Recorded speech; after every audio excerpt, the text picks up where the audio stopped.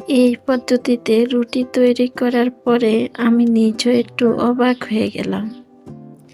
খুবই অল্প সময় বেলার ঝামেলা ছাড়া দারুণ মজার একটি নাস্তা। সকালবেলা কোনো রকম ঝামেলা না করে এই নাস্তাটি তৈরি করে নিতে পারেন খুব অল্প সময়। কিভাবে তৈরি করলাম তাহলে সবাই চলেন ভিডিওটা দেখে আসি। বিসমিল্লাহির রহমানির রহিম। সবাইকে আসসালামু আলাইকুম।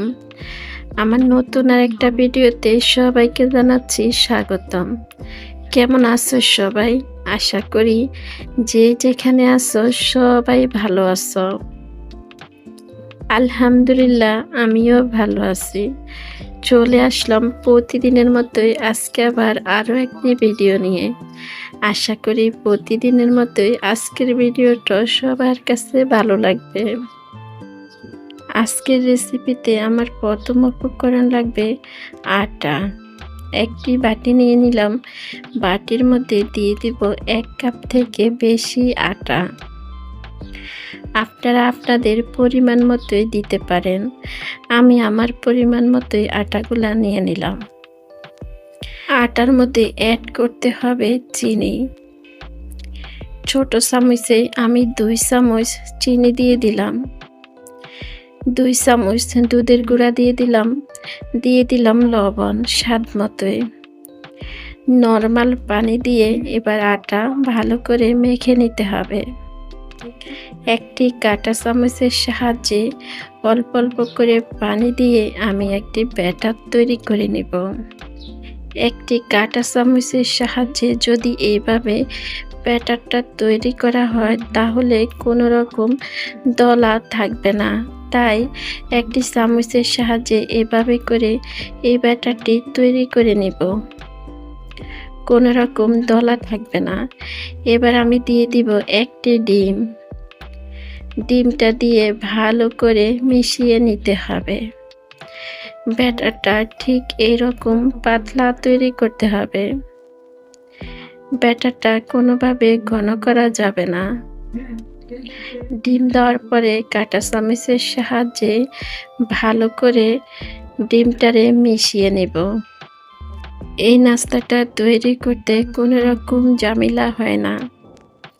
খুবই অল্প সময় নাস্তাটা তৈরি করে নেওয়া যায়।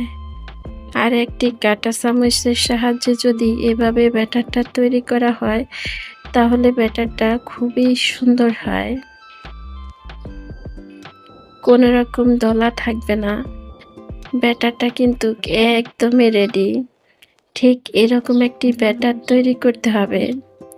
আমি এই ব্যাটারটা কি রকম তৈরি করলাম আপনারা দেখে বুঝে নিতে পারেন। একদমই পাতলা করা যাবে না, আবার একদমই ঘন করা যাবে না। ঠিক এরকম একটি ব্যাটার তৈরি করে নিলাম। ব্যাটারটারে আমি বেশ কিছুটা সময় এভাবে করে নিলাম।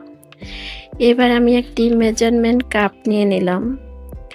এই কাপগুলা কম বেশ এখন সবার ঘরে থাকে। আমি সবগুলি একই সমান তৈরি করার জন্য এই কাপটা নিয়ে নিলাম। সবগুলি কিন্তু একই রকম হবে, বড় ছোট হবে না, দেখতে খুবই সুন্দর দেখাবে তখন। এই মেজারমেন্ট কাপে আমি সবগুলি দিয়ে দিব একই মাপে।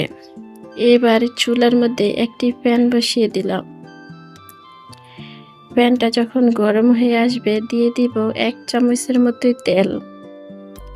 এই নাস্তাটা তৈরি করতে তেল বেশি লাগবে না।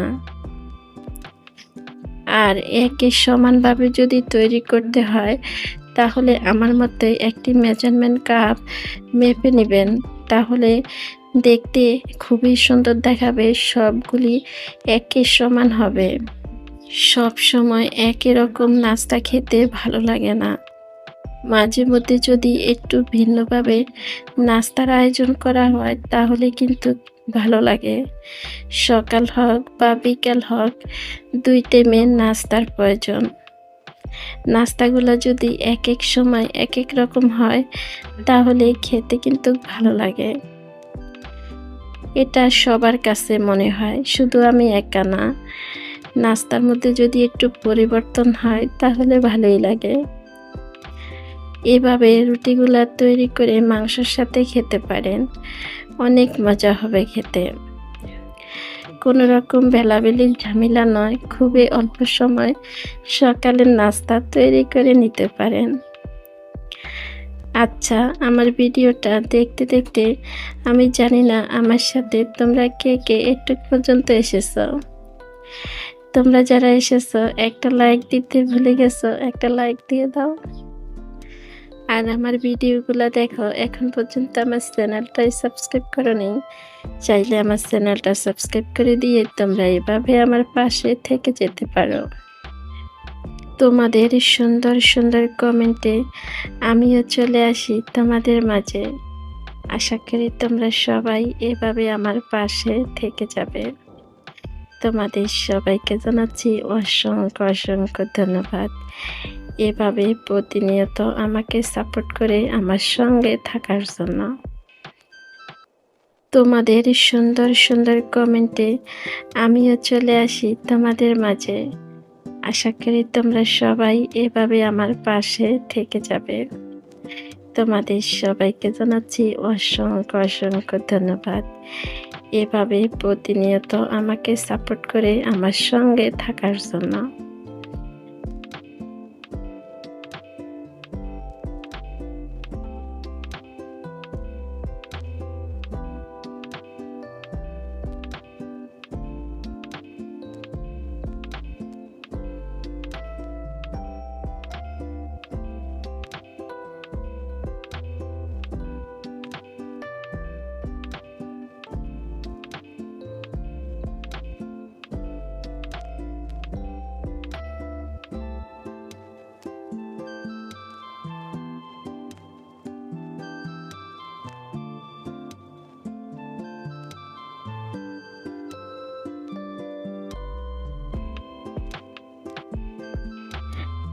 একে একে আমার সবগুলি নাস্তা তৈরি করা হয়ে গেল। আমি কিন্তু খুব অল্প তেলে এগুলি ভাজলাম। তোমরা যদি তেল আরও বেশি খেতে চাও তাহলে বেশি তেল দিতে পারো। আমি মনে করি তেলের পরিমাণটা কম হলে ভালো হয়। খুবই অল্প সময় এই নাস্তা রেসিপিটি তোমাদের কাছে কেমন লাগলো? তোমরা তোমাদের সুন্দর একটি কমেন্টে আমাকে জানিয়ে যেতে পারো। এভাবে করে সকাল হোক বিকাল হোক নাস্তা তৈরি করে দেখতে পারো। সবাই কিন্তু অনেক পছন্দ করবে। আজকের মতো তাহলে আমি এখানে বিদায় নিলাম। তোমরা সবাই ভালো থাকো, সুস্থ থাকো। দেখা হবে, কথা হবে পরবর্তী ভিডিওতে। ওই পর্যন্ত সবাই ভালো থাকো। সবাইকে আল্লাহ হাফেজ। আসসালামু আলাইকুম।